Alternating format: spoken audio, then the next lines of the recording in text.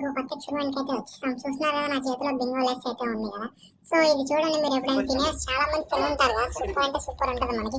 కానీ దీన్ని ఒకసారి ఎక్స్పెరిమెంట్ అయితే చేసి చూద్దాం. మీరు చూస్తారు కదా, దాన్ని అయితే ఒక రాడ్కి అయితే గుచ్చేస్తాను, దాని కింద ఫైర్ చేస్తున్నాను కదా.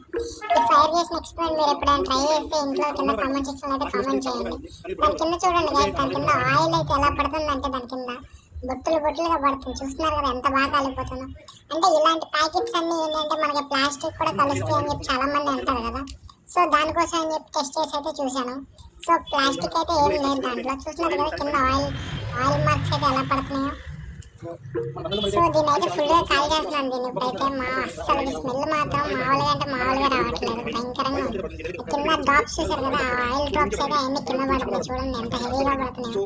అంటే దాంట్లో అంత ఆయిల్ అండ్ దాంట్లో అంత కెమికల్స్ కలుపుతారని దానికి అర్థం. ఈ వీడియో మీకు నచ్చితే లైక్, షేర్ అండ్ సబ్స్క్రైబ్ చేయండి.